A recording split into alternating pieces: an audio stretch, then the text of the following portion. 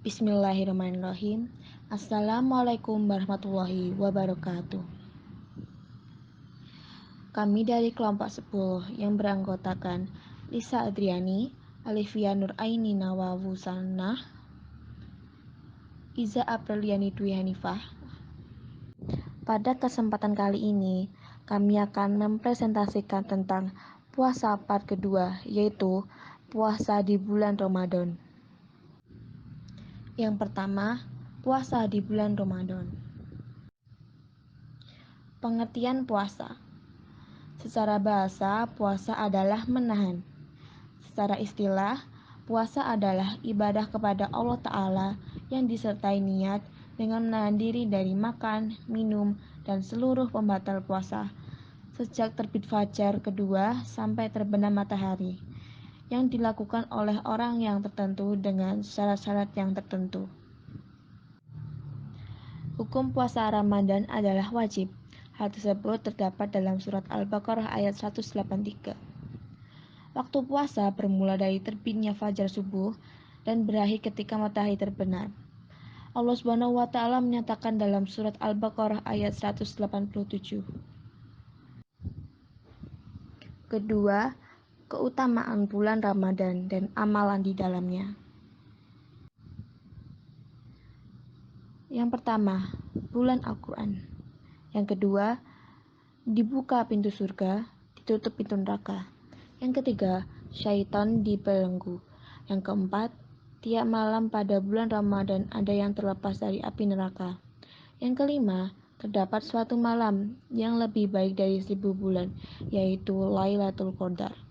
Yang keenam, kekhususan Qiyamul Lail, tarawih dan witir di bulan Ramadan, penghapus dosa yang telah lalu. Yang ketujuh, disyariatkan puasa wajib. Yang kedelapan, waktu terbaik untuk menghapus dosa. Amalan bulan Ramadan. Yang pertama, tadarus Al-Quran. Yang kedua, makan sahur. Yang ketiga, bersedekah. Yang keempat, melafalkan doa. Yang kelima, memberi makan orang yang berpuasa. Yang keenam, iktikaf. Yang ketujuh, sholat malam. Yang kedelapan, umrah. 3. Ada puasa, halangan puasa, dan hikmah puasa. Ada berpuasa. Yang pertama, menjaga pandangan mata dari yang dilarang. Yang kedua, menjaga anggota badan lainnya dari perbuatan dosa dan hal-hal yang diharamkan oleh agama. Yang ketiga, menjaga perkataan. Yang keempat, menjaga pendengaran dari hal yang dimakruhkan. Yang kelima, saat iftar atau berbuka puasa, secukupnya, tidak berlebihan. Yang keenam, merasa takut dan khawatir puasa dan ibadah lain di dalamnya tidak diterima Allah Subhanahu wa taala. Halangan berpuasa adalah segala sesuatu yang dapat menjadikan seseorang tidak bisa melaksanakan puasa. Yang pertama, orang yang sakit. Yang kedua, musafir atau orang yang bepergian jauh. Yang ketiga, wanita haid dan nifas. Yang keempat, orang tua renta dalam keadaan lemah dan orang sakit yang tidak diharapkan kesembuhannya. Yang kelima, wanita hamil dan menyusui. Hikmah berpuasa. 1. Puasa sebagai sarana menggapai ketakwaan. 2. Puasa melatih diri untuk mengekang jiwa, melembutkan hati, dan mengendalikan syahwat. 3. Puasa memfokuskan hati untuk berzikir dan berpikir tentang keagungan dan kebesaran Allah. 4. Puasa sebagai sarana mensyukuri nikmat. 5.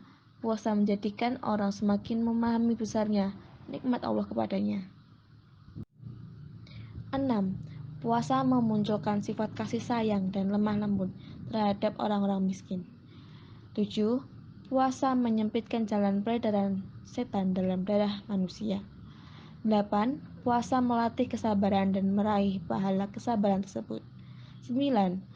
Puasa sangat bermanfaat bagi kesehatan. 10.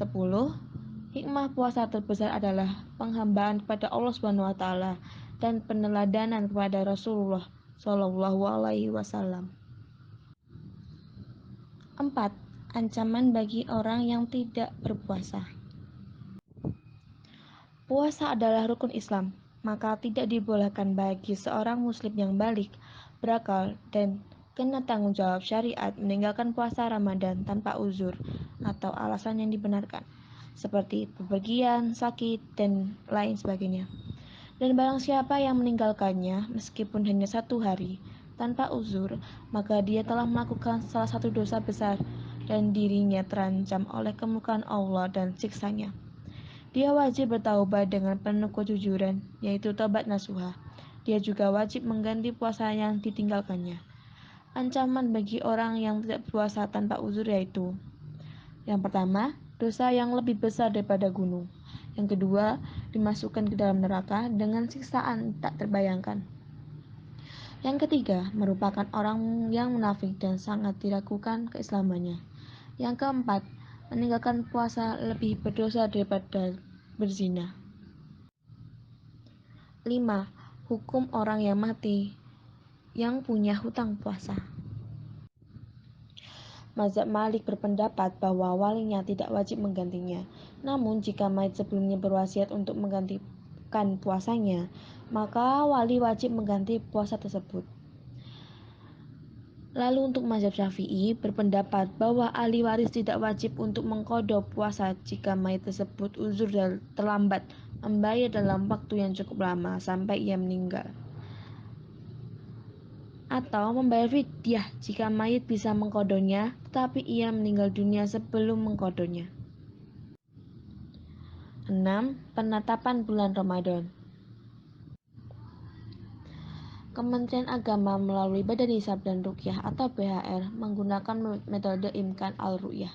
Menggunakan metode Imkan al-Ru'yah adalah pada waktu matahari terbenam ketinggian hilal di atas ufuk paling sedikit 2 derajat dan sedikit elongasi bulan dengan matahari minimum 3 derajat atau pada saat hilal terbenam umurnya minimum 8 jam dihitung sejak terjadinya ijtima.